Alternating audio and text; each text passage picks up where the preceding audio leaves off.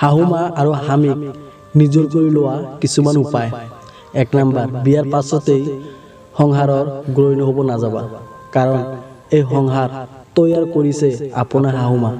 সেইকাৰণে তেওঁক আপোন কৰি ল'লে সকলোৱে আপোনাৰ। 2 নম্বৰ, ৰান্ধিব গ'লে শাহুমাক সুধি ৰান্ধিবা, প্ৰয়োজনত তেওঁৰ পচন্দৰ খাদ্য ৰান্ধিবা। 3 নম্বৰ, এনে থকা সময়ত অকলে নাথাকি শাহুমাৰ লগত তেওঁৰ বিয়াৰ পাছৰ কথাবোৰ জানিবলৈ বিচাৰিবা। এনে কৰিলে আপোনাৰ শাহুমা পুৰণা সকলো স্মৃতি ঘূৰি আহিব, বৰঞ্চ আপোনাৰ লগত এক বন্ধুত্বপূৰ্ণ সম্পৰ্ক তৈয়াৰ হ'ব। 4 নম্বৰ, নিজৰ কাৰণে শ্বপিং কৰিব গ'লে শাহুমাৰ কাৰণে কিছু কিনি আনিবা, দেখিবা তেওঁ সুখী হ'ব।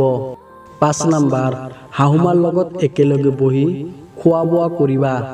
6 নম্বৰ, শাহুমাক শুনাই আপোনাৰ মাৰ আগতে শাহুমাৰ কথা প্ৰশংসা কৰিবা, দেখিবা মন গলি যাব। শাহুমাৰ খঙত গালি পাৰিলে মনে মনে থাকিবা, দেখিবা খং কমি গ'লে নিজেই তোমাৰ লগত কথা পাতিব, তৰ্ক কৰিলে কাজিয়া হ'ব।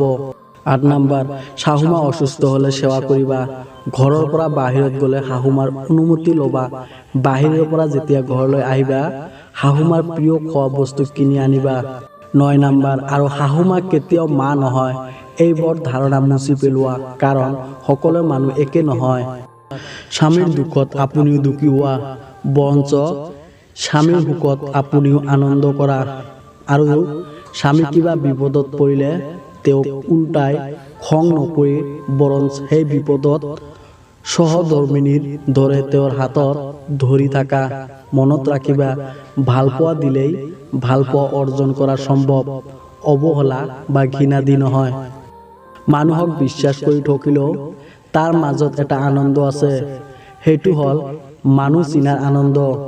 জীৱনত যেতিয়া এখন দৰজা বন্ধ হৈ যায় তেতিয়া নিশ্চিতভাৱে জানিবা তোমাৰ কাৰণে আৰু এখন দৰজা খোল খাইছে। যদি তুমি সঠিক হোৱা তেনেহ'লে মনে মনে ৱেইট কৰা, সময়ে এদিন সঠিক উত্তৰ দি দিব। সকলো ৰাতি পূৰ্ণিমা নহয়, সকলো ফুলৰ ভাল গন্ধ নাথাকে, সকলো সপোন আৰু সকলো আশা কেতিয়াও পূৰণ নহয়। যদি আপুনি আমাৰ ভিডিঅ'টো চাই ভাল পালে লাইক কৰিব, কমেণ্ট কৰিব, আৰু ভৱিষ্যতে এনে ধৰণে ভিডিঅ' পাই থাকিবলৈ আমাৰ চেনেলটো ছাবস্ক্ৰাইব কৰি দিব আৰু কাষত থকা বেল আইকনটো প্ৰেছ কৰি দিব। ধন্যবাদ।